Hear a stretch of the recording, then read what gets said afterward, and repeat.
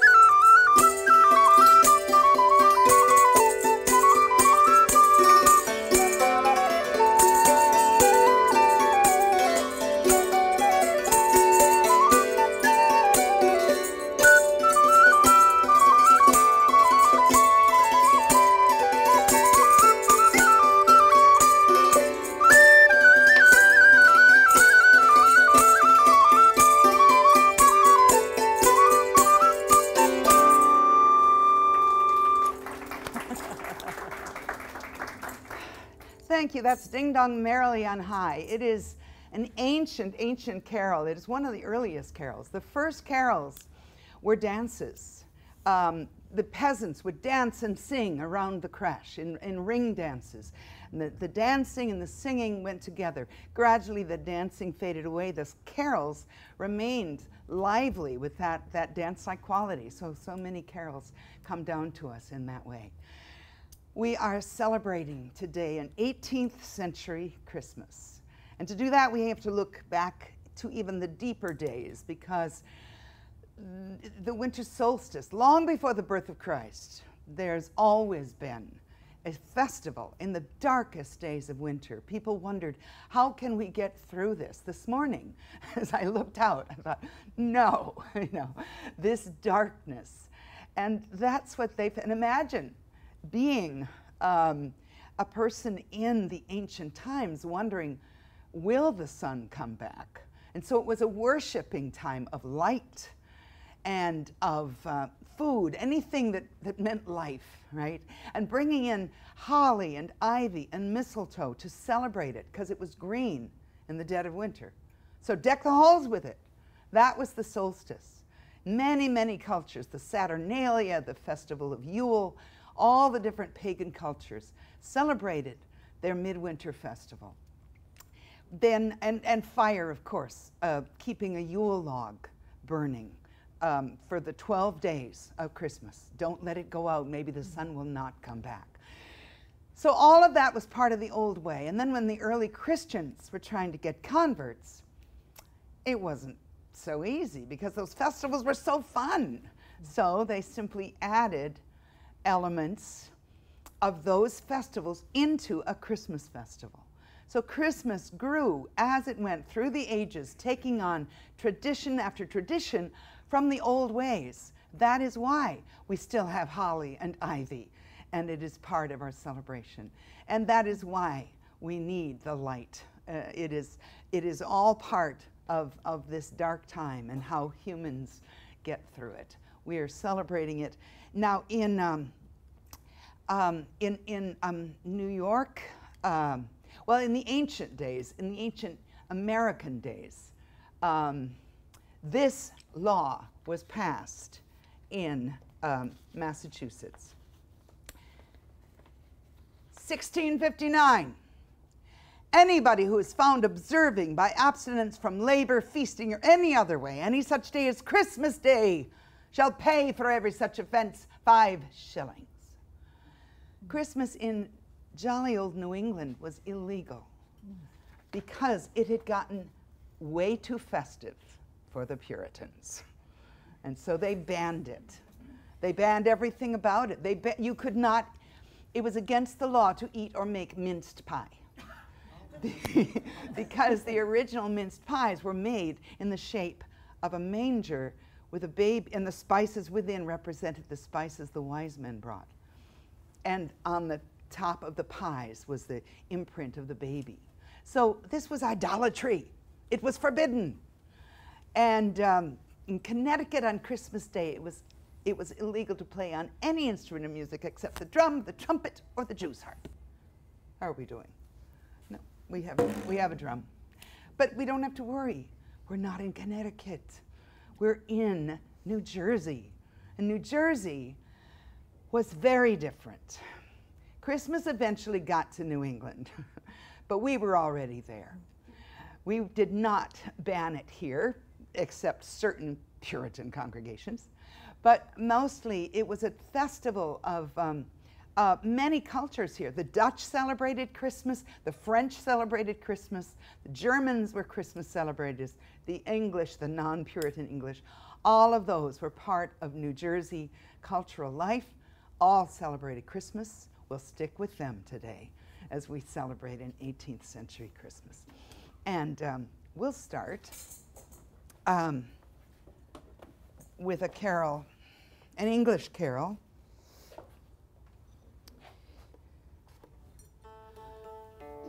That is, pictures Mary and the baby Jesus sailing into Bethlehem.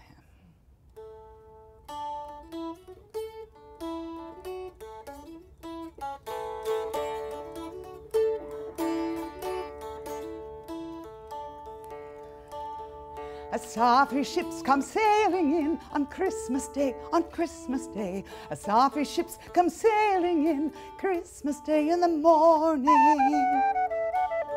And what was in those ships all three on Christmas Day, on Christmas Day? And what was in those ships all three on Christmas Day in the morning? Our Savior Christ and His Lady, Christmas Day, on Christmas Day. Our Savior Christ and His Lady, Christmas Day in the morning. And they sailed into Bethlehem on Christmas Day, on Christmas Day. They sailed into Bethlehem on Christmas Day in the morning.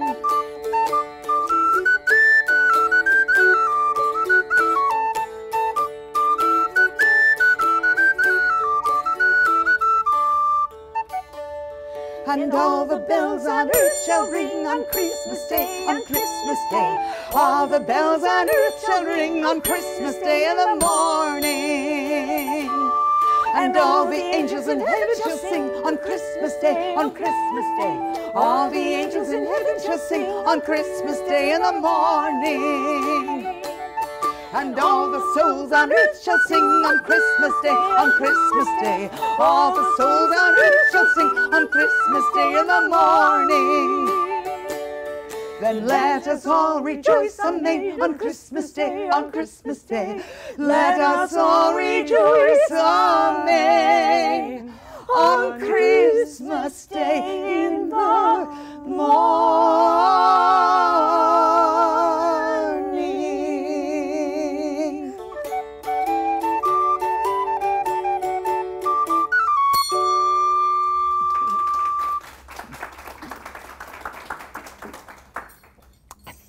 And another old English tradition is the wassailing tradition. Wassailing is sort of a grandfather of our caroling parties, but it's much more dangerous. And you'll see why.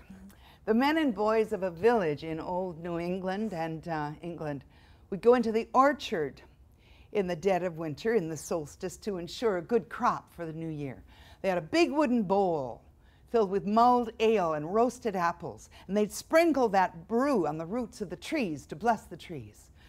And they would chant, "Hail to the old apple tree," and they would sing, and they would drink, and they would chant, and they would, well, they had to drive the evil spirits out of the orchard, so luckily they had their guns with them. They would shoot, so they would drink and shoot and drink and shoot, and that's what's going on in the orchard of a winter's night.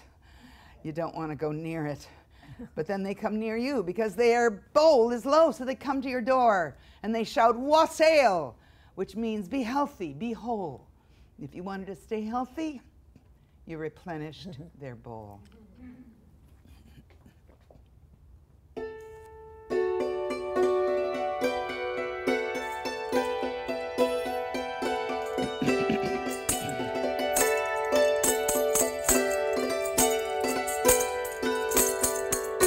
Wassail, wassail all over the town. Our bread is white and our ale it is brown. Our bowl it is made of the white maple tree. With a wassailing bowl we'll drink to thee.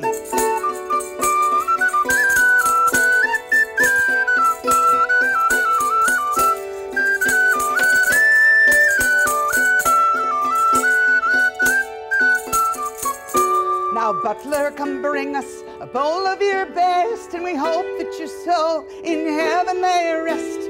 But if you do bring us a bowl of the small, down will come butler, bowl and all.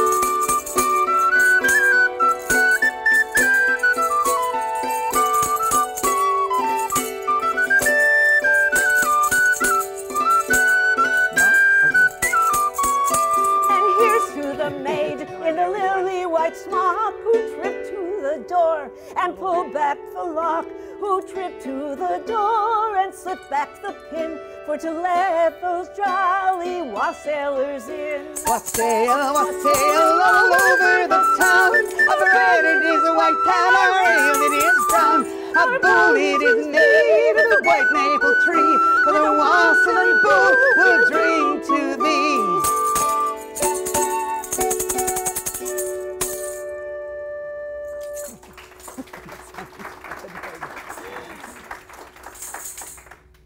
Well, lest you think, I have a recipe for you for your wassailing parties.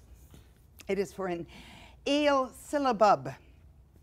Place in a large bowl a quart of strong ale or beer.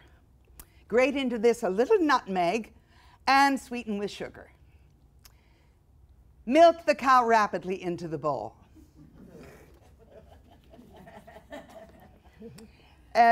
Forcing the milk as strongly as possible into the ale and against the sides of the vessel to raise a good froth. Let stand an hour and it'll be fit for use. So a little holiday tip for your entertaining. But I would get the cow out of the kitchen before I had people drink, but who knows. Just so you know that this truly wassailing was a dear tradition in America, I have a report for you from Salem in 1679. To prove that it is dangerous, it's from the court records of Salem in 1679. Christmas night, 4 young men walked into the home of John Rowden. Rowden was renowned for his orchard of pear trees, but especially for his stock of pear wine he made every year at this time, called Perry. Well, these 4 men sat before the fire and began to sing. And after 2 songs, one of them said, "How do you like this, Father? Is it not worth a cup of perry?" Rowden replied, "I do not like it so well. Pray be gone." But they would not leave, saying they'd come to be merry and to drink perry, and perry they would have before they went. They offered to buy some. Mrs. Rowden said, "This is not a common pub, sir." And they tried to pick a fight with Rowden's son. It went downhill quickly right there. They finally did retreat from the house, went to the edge of the yard and threw stones at the house for an hour and a half. Merry Christmas. That's wassailing. Well, the instrument that I'm playing here, I'll tell you about this one first. This is a hammered dulcimer. It's an ancient instrument. It originated in Persia in the 11th century, and it has many, many strings, as you can hear, hit by wooden hammers, so it is the forerunner of the piano. This is where we get the piano. Hammer dulcimer comes to us from Persia, but it went into many, many cultures. It's found all over the world in different tunings, but it's the same instrument. And speaking of Christmas in New Jersey, 1776, it was not at all a merry time. It had been very exciting, of course, the 4th of July, declaring independence. But declaring independence against the strongest army in the world was a little more than we'd expected to do. And it was bleak by November. We did not, soldiers were marching here from England. We're not prepared. And Washington saw his army get demoralized more and more as we kept losing and not getting our footing.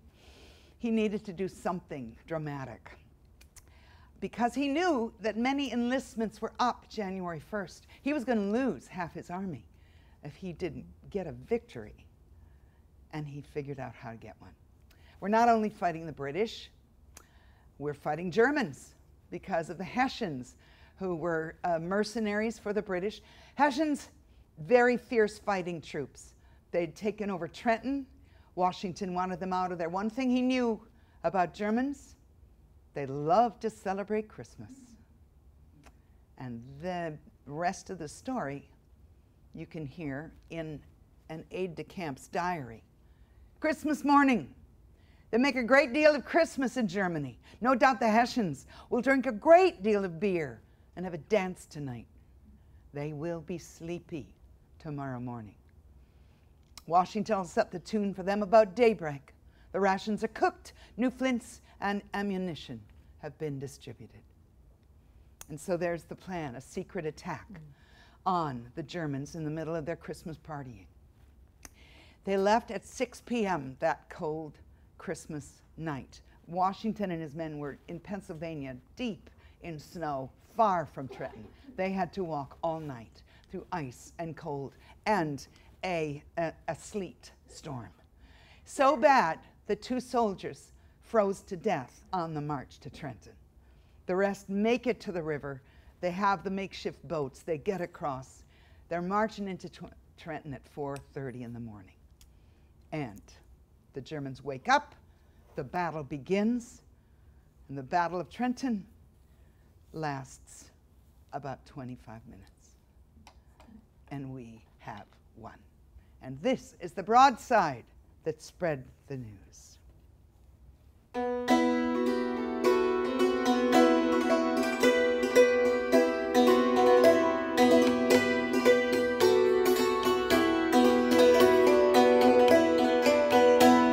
On Christmas Day in '76, a rag of troops with bayonets fixed for Trenton marched away. The Delaware Sea, the boats below, the light obscured by hail and snow, no signs of dismay. Our object was the Hessian band that dare invade their freedom's land and quarter in that place.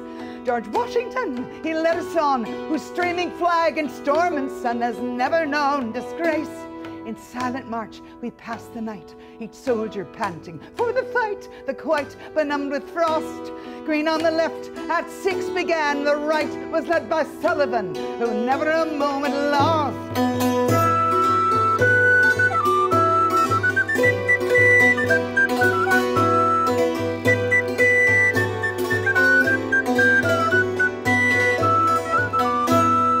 Pickets charged, the alarm was spread. Rebels risen from the dead were marching into town. Some scampered here, some scampered there.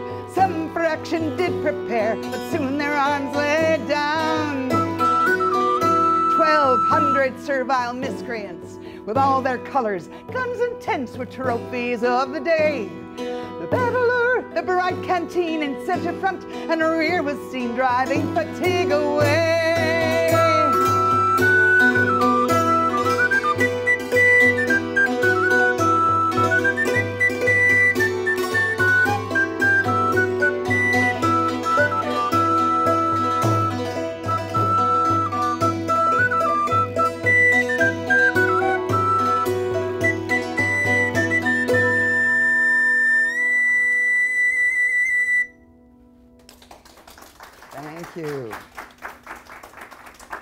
Thank you. That is our little local Christmas story here.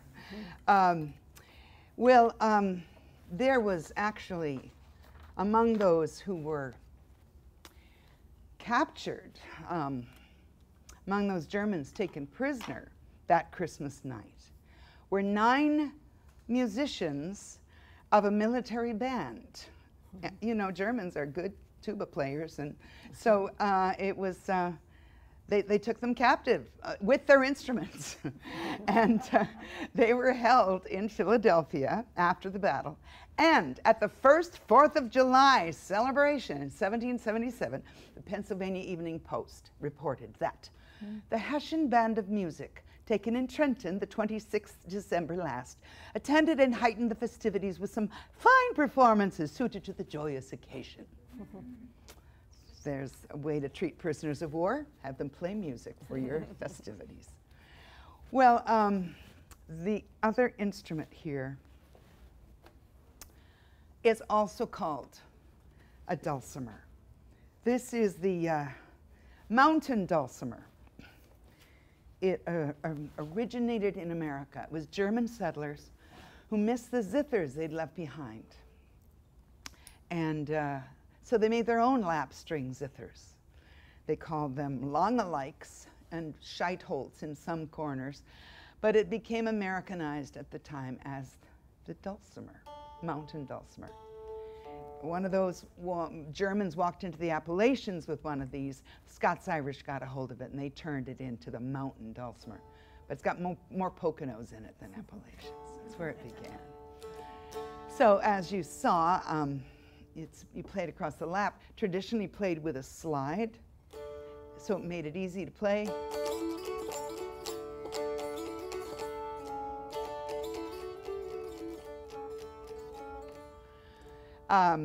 And that was the whole point. It was an instrument that the people themselves could sit on their porches and play whenever they needed to without rehearsals or worrying about any of it. Now, traditionally, it was played with, I have it here somewhere, with a feather, because no plastic in those days. This is nature's plastic. Plenty of geese around, and that gave you what you needed. This carol is perfect on it. It is an old folk carol, a ballad. Ballads were the literature of the people. Everyone, you know, the winters, of course, the days are short, and Pennsylvania farmers, they can't be working after 5. So they're in against the cold, around the fire, and they have more time in the winter then to sing, to tell tales, and to sing the ballads that told of the troubles of lords and ladies, like the ballad of Barbara Allen, the ballad of Mary Hamilton. But what we did is the folk decided, well, let's look at the lives, the troubles of that family, the Holy Family. Let's picture Mary and Joseph. Mary is pregnant. She has cravings. They're walking through an orchard. She wants cherries. And Joseph is kind of crabby about it. He's like, he didn't know if he wanted to help her because he's not quite sure just where this baby's coming from.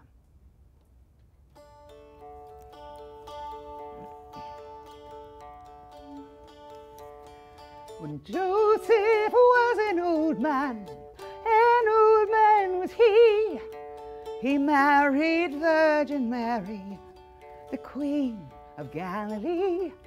He married Virgin Mary, the Queen of Galilee. Well, Mary and Joseph were walking one day in a garden of cherries. They happened to stray in a garden of cherries. They happened to stray. Mary spoke to Joseph, so meek and so mild. Joseph, gather me some cherries, for I am with child. Joseph, gather me some cherries, for I am a weak child. Then Joseph flew in anger flew he. Let the father of your baby gather cherries for thee. Let the father of your baby gather cherries for thee.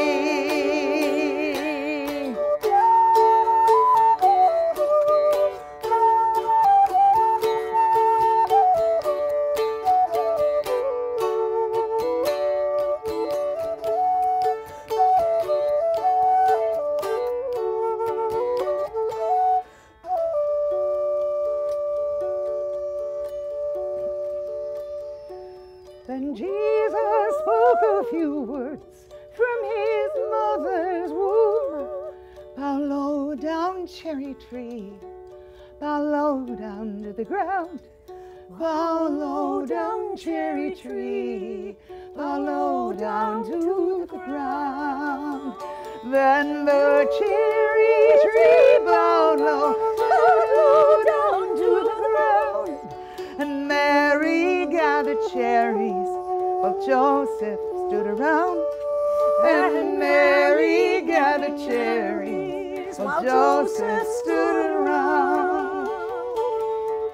Then Joseph took Mary on his right knee, crying, tell me, pretty baby, when your birthday shall be. Crying, tell me, pretty baby, when your birthday shall be.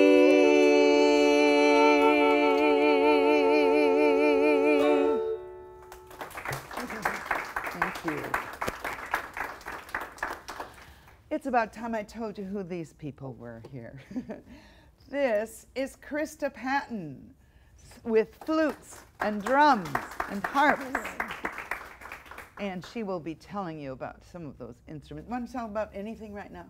Pick one. Okay, I'll tell you about this flute. This flute is actually an original instrument from 1850s, 60s or so, probably the very end of the whaling industry. It probably has a bit of a whale's tooth on it here in the form of these little ivory pieces. I can't leave the country with it for sure. Or they'll take my ivory, but it's a little sound from the past. Marjorie Cohen is right here. And you've been hearing her beautiful soprano, but she's about to play a very special instrument. Oh, yes, and he's hiding underneath my skirt. Let's see. Where is he? How indecent, how indelicate. Ooh. Alrighty. Wait a minute. This is a lumberjack, and he's a nice little percussion instrument so that even the smallest child can play the lumberjack around those long winter nights around the fire. All right, take it away. Here we go. I will sing. Christmas is coming, the goose is getting fat. Won't you please put a penny in the old man's hat? If you haven't got a penny, a halfpenny will do. If you haven't got a halfpenny, may God bless you.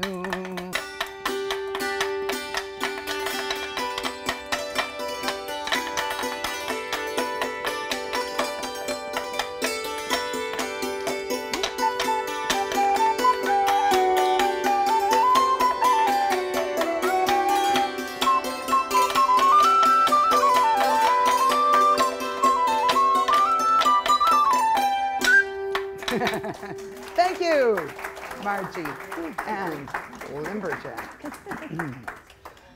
Well, we don't have snow today, but we do have dismal rain. But in those days, in the 18th century, they had snow, and they knew what to do with it. They had sleigh riding parties. And I have one described here by Alexander McCraby in New York City, an Englishman living in New York in 1768 and writing to his brother in England. I had a very clever sleighing party a few days ago. 7 sleighs with 2 ladies and 2 men in each, proceeded by fiddlers on horseback. We set out together on a snow about a foot deep on the roads to a public house a few miles from town, where we danced, sang, romped, ate, drank, and kicked away care from morning till night, and then finished our frolic in 2 or 3 side boxes at the play. What an audience they must have been by then. You can have no idea the state of the pulse, seated with a pretty woman mid-deep in straw. Your body armed with furs and flannels, clear air, bright sunshine, spotless sky, horses galloping, every feeling turned to joy and jollity. Here is the road to Listowel, Varna.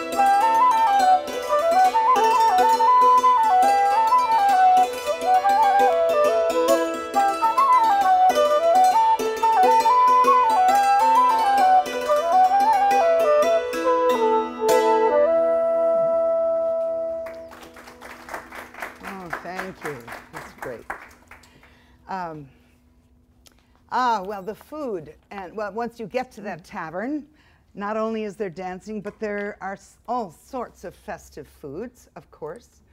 There is perhaps a Christmas pie. I have a recipe for you from Sarah Rutledge, wife of a signer of the Declaration. And it's from her cookbook, The Carolina Housewife. A Christmas pie. Make the walls of a thick standing crust to any size you like and ornamented as fancy directs. Lay at the bottom of the pie a beef steak. Bone a turkey, bone a goose, bone a fowl, bone a duck, bone a partridge. And place them one within the other so that when cut, the white and the brown meat appear alternately. Put a large tongue by its side and fill the vacancies with force meatballs and hard eggs and add savory jelly. Bacon chopped is a nice addition. That last bit of meat was too much for me. But yes, perhaps, I think it's called turducken now, but it's an ancient, there it is, there it Carolina. Is. In a pie. In a pie, yes. Don't just leave it that, just put crust on it too. Bunch of crust on it. Oh, all right. So, cakes and ale. Yeah. Mm-hmm. I have my tankard. I have my flute. And this is a good drinking song, round. Taverns were filled with them. Lots of music in the taverns. Politics and music, that's what happened in taverns. I gave her cakes and I gave her ale and I gave her wine and sherry. I kissed her once and I kissed her twice and we were wondrous merry. I gave her cakes and I gave her ale and I gave her gold and sherry. I kissed her once and I stroked my beard and we were wondrous merry. I gave her Mary, my pieces, Mary, my frights, Mary, and Mary, I Mary, gave Mary, her Mary, gold down down Derry. I kissed watched her her once, till I she kissed spoke her my twice, voice, and we were wondrous merry. I gave her keys and bracelets, I gave her wine and sherry. I kissed her once and I kissed her twice, and we were wondrous merry. I gave her taste and I gave her ale, and I gave her wine and sherry. I kissed her once and I stroked my beard, and we were wondrous merry. Huzzah! Huzzah! A toast! A toast! A toast, a toast. Long life to our friends, and confusion to our enemies. Huzzah!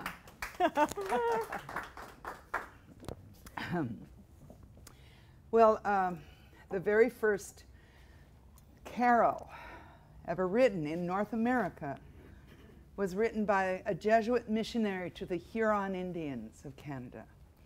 He wanted to tell the story of Christmas to them in terms that they would understand, their lifestyle.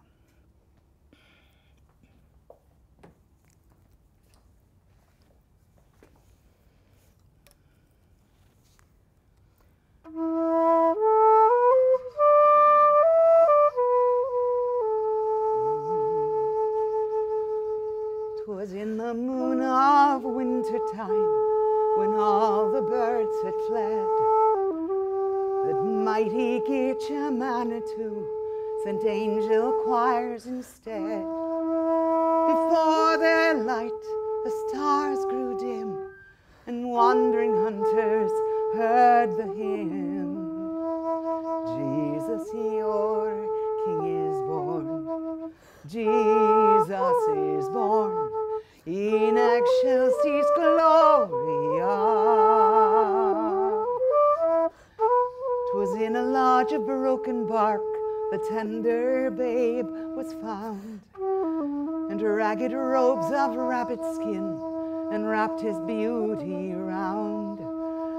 The chiefs from far before him knelt, with gifts of fox and beaver pelt. Jesus, your King is born. Jesus is born. In excelsis gloria. The earliest moon of winter time is not so round and fair as was the ring of glory on that helpless infant there. And as the hunter braves drew nigh, the angel's song rang loud and high. Jesus, your King is born. Jesus is born. In excelsis gloria. Oh, children of the forest free, oh, sons of Manitou, the holy child of earth and heaven is born today for you. Come kneel before the radiant boy who brings you beauty, peace, and joy. Jesus, your King is born. Jesus is born. In excelsis gloria.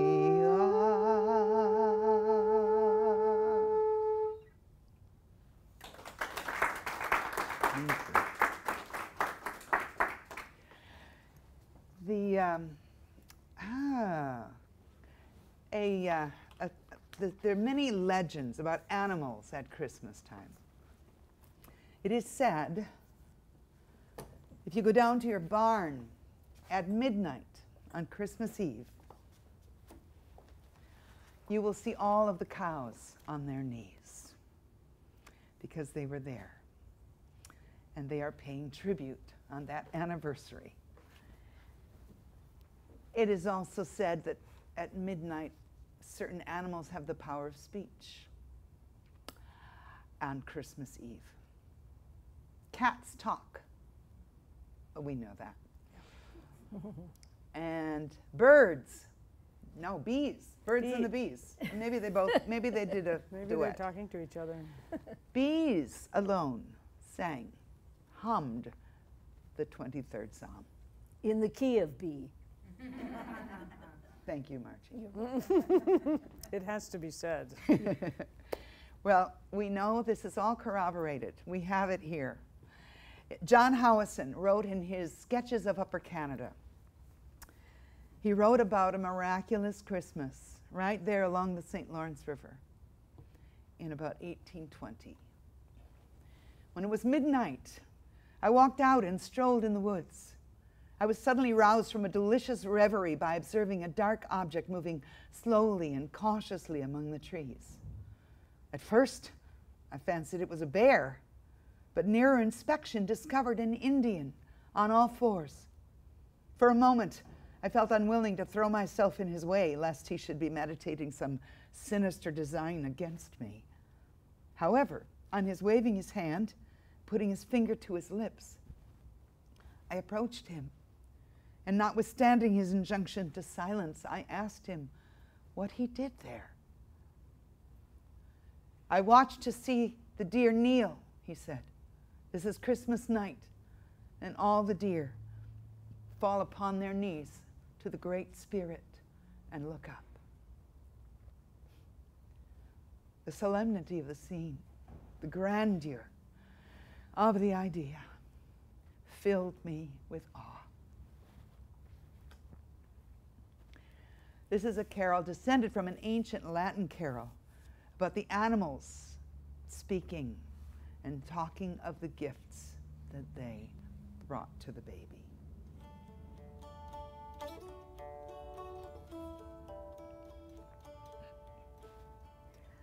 Jesus, our brother, kind and good, was humbly born in a stable rude. The friendly beasts around him stood. Jesus, our brother, kind and good. I said the cow. I'm sorry. White and red. You sing the I cow. gave him my manger for his bed. I gave him some hay to pillow his head.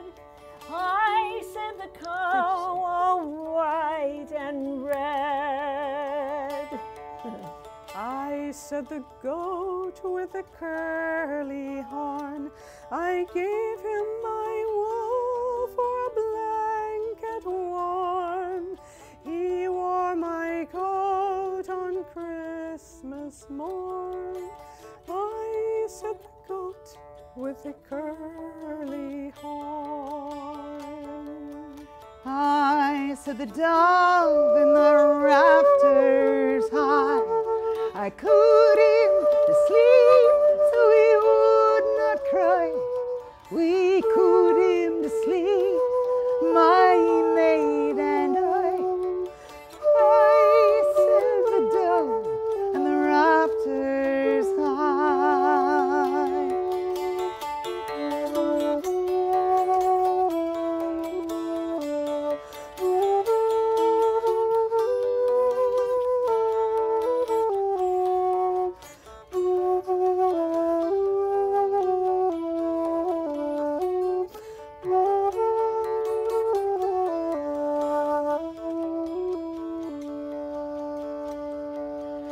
So every beast by some good spell in a stable roof was glad to tell of the gift he gave Emmanuel.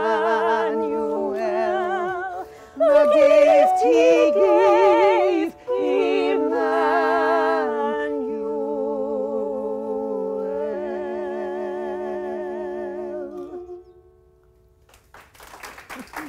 Thank you.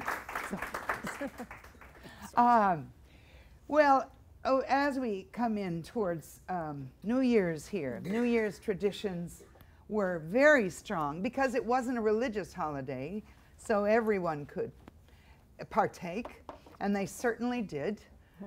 in special ways. This is, the Provincial Assembly had to pass a law, 1771, for Staten Islanders and portions of New Jersey, prohibiting persons going from house to house with guns and other firearms, who, being often intoxicated with liquor, have not only put the inhabitants in great terror, but have committed many mischiefs. Because the unfortunate celebration of New Year's in those days was the shooting of guns in the streets on New Year's morning. And of course, going house to house, visiting people's punch bowls. So the combination is what causes a law like this. But that, the Dutch started the open house tradition in the 1600s. On New Year's Day, everyone would go to your parlor, toast you, move on to the next parlor, the next house, and toast and toast and toast through the afternoon. When George Washington became president in 1789 in New York City, he held that ceremony of New Year's Day toasting, and people could traipse on the president's carpet and toast him at his own punch bowl. Those were the days. And another tradition was giving gifts. Christmas was not the gift-giving time. It was New Year's. An English chaplain in 1701 in New York. The English custom in New York observed one anniversary custom, a presents every New Year's Day. Some would send me a sugar loaf, some a pair of gloves, some a bottle or two of wine. Well, this is a New Year's carol that you'll recognize the tune. But it mentions the gifts. It is, carol is from 1642. Yes. And what are you about to play? I'm about to play it.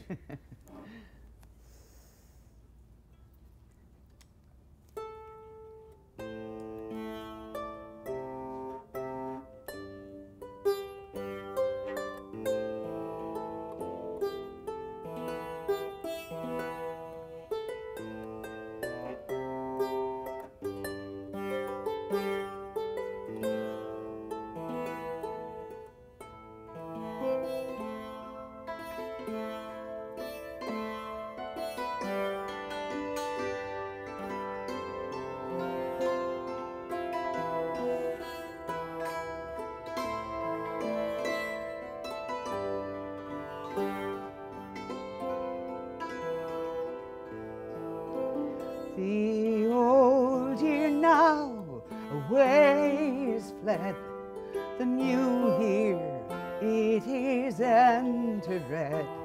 Then let us all our sins down tread, and joyfully all appear. Let's merry be this day, and let us all with sport and play and grief cast care away. God send you a happy new year.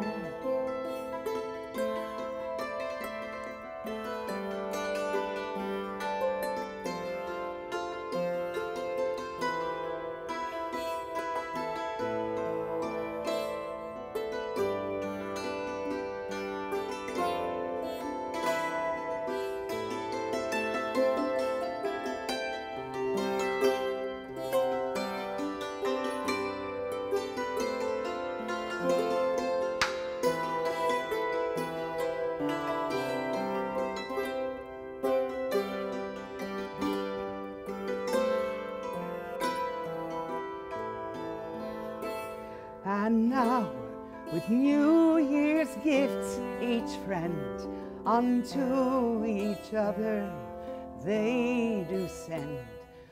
God grant them all their lives amend, and that the truth may appear. Now, like the snake, your skin cast off all evil thoughts and sin, and so the year begin God send you a happy New Year.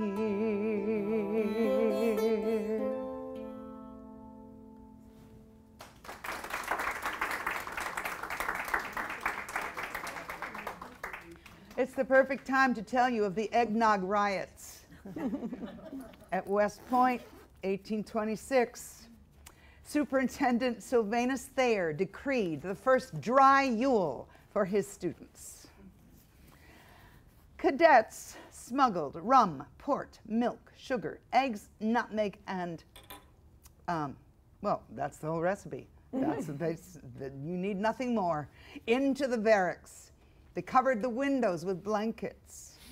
They drank, they partied to their heart's content until they were discovered at 4:30 in the morning. And it turned violent. There was the attempted murder of an officer. 70 cadets were rounded up. 6 were allowed to resign. 11 were court-martialed. This revolt had been led by the cadets from the southern states, among them young Jefferson Davis, who were used to a more spirited celebration of the holiday. Absolutely. That is the eggnog riot. You heard it here, folks. It's an astounding little tale. Well, I think we have our own riot song here, a drinking song that we can get them singing. Yes. Indeed. And it goes, come on, you bold heroes. Come on, you bold heroes, give an ear to my song. I'll sing in praise of good brandy and rum. There's a clear crystal fountain near England of the roll. Give me the punch ladle, I'll fathom the bowl. Listen to this part, it'll be yours next. I'll fathom the bowl. I'll fathom the bowl. Give me the punch ladle, I'll fathom the bowl. From France we get brandy, from Jamaica comes rum. Sweet oranges and lemons from Portugal come. Strong beer and good cider are England's control. Give me the punch ladle, I'll fathom the bowl. I'll fathom the bowl. I'll fathom the bowl. Give me the punch ladle, I'll fathom the bowl. Me father, he lies in the depths of the sea, with no stone at his feet. What matters for he? And there's a clear crystal fountain near him, near to the road. Give me the punch ladle, I'll fathom the bowl. I'll fathom the bowl. I'll fathom the bowl. Give me the punch ladle, I'll fathom the bowl. Huzzah! A toast! A toast, another toast. Another toast. Yes, another toast. Another toast. This is a real one from the past. Perpetual itching without scratching to the enemies of America. Huzzah! There you have it. Well, Christmas in those days did indeed last 12 days. And those days didn't begin the day after Halloween. No, it started on Christmas. And it goes straight through. Remind you, don't take your tree down until January 5th. Because that is the 12th day, or the 6th. It goes back and forth, 12th day, 12th night. But the 12 days of Christmas were so cherished. Every day there were celebrations. You know, St. Stephen's Day is on the 26th, and there was just different traditions for it seemed every day. And to show you how festive it was here in the States, George Washington, George and Martha were married on 12th night. Thomas Jefferson and his beloved were married on New Year's. Hamilton married December 14th. This is the season of celebration of all kinds. And in old England, it was taken so seriously. That 12th night party was grand, and you had a huge punch bowl, and you had the mince pies, and you had the roast capons at the table. It was all, and all the peasants and the serfs could come and be part of the ceremony and the celebration. It was a time of great equality in England, 12th night, that one day. And it was a reversal as well, because if you ate the piece of cake with the bean hidden in it, then you, no matter who you were in your life, you were king of the wassail. A crown was put upon you, juggling was done for you, dancers swirled around you. It was your night as king of the wassail. And then it was over.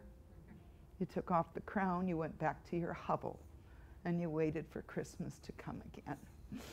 And Marjorie has a beautiful song, Farewell, Good Christmas.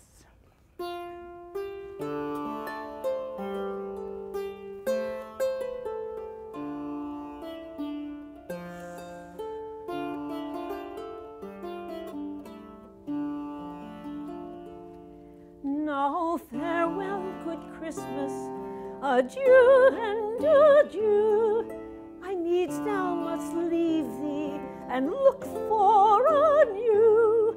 For till thou returnest, I linger in pain, and I care not how quickly thou comest again. But ere thou departest, I purpose to see what merry good pastime this day will show me. For king of the wassail this night we must choose, or else the old customs we carelessly lose.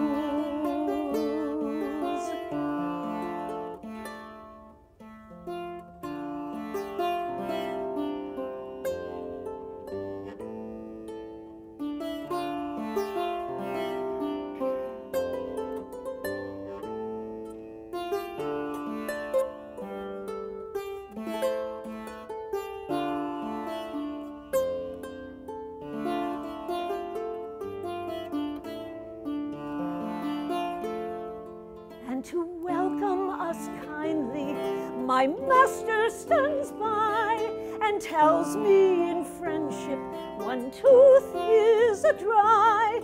Then let us accept it as lovingly friends, and so for this 12th day, my carol here ends.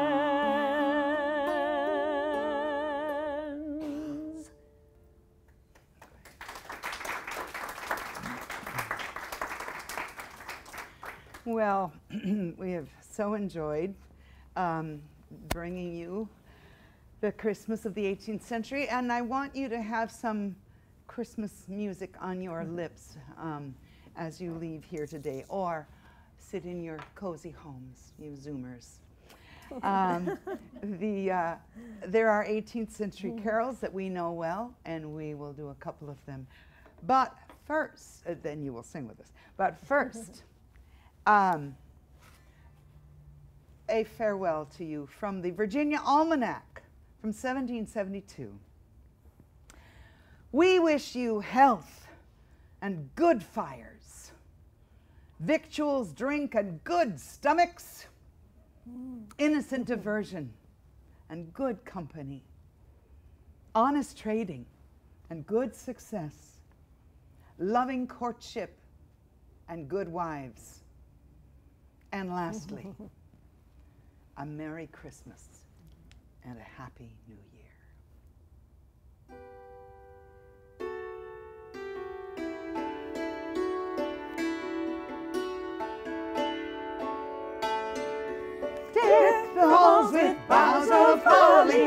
la la la la la la la la.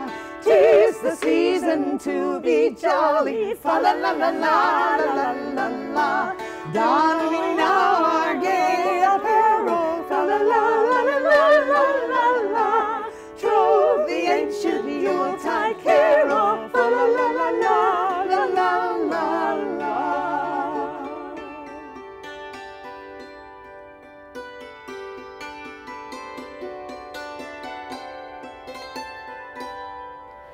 The first Noel, the angels did say, was to certain poor shepherds in fields as they lay, in fields where they lay keeping their sheep on a cold winter's night that was so deep.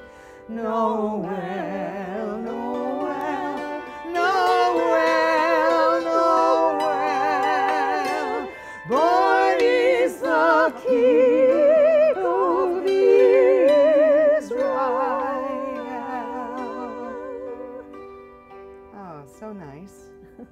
This is our first concert of the season, so it's wonderful to have people singing with us.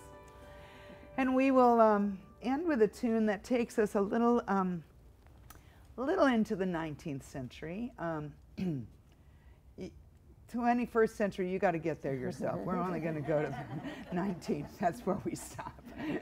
And this is a carol that was written on the night before Christmas Eve in a little village in Austria.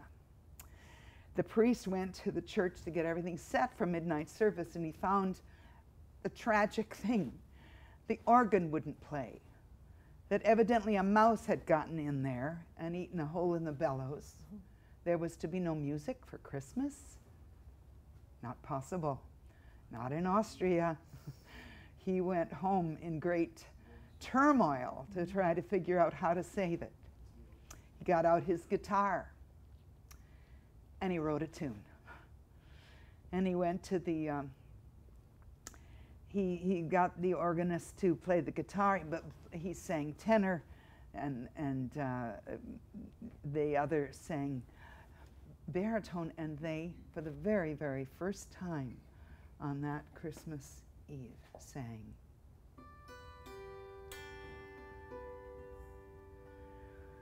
Stille Nacht, heilige Nacht, schläft, einsam wacht, nur das treute, hochheilige Paar. Oh, der Knabe im lockigen Haar, schlaf in himmlischer Ruhe, schlaf in himmlischer Ruhe. Well, everyone loved it. They loved that song. They sang it all through the Christmas season. They sang it beyond the Christmas season. They were still singing it in the spring because a repairman hadn't gotten in to fix that. There's a lot of snow in mountains in Austria.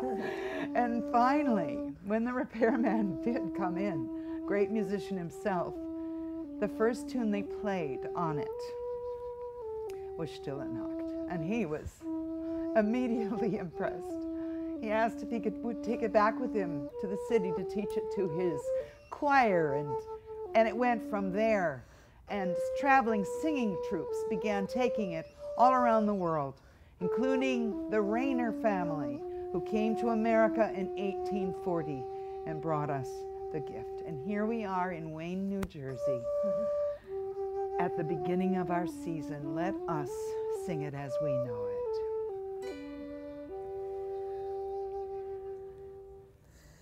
Silent night, holy night, all is good, all is right, round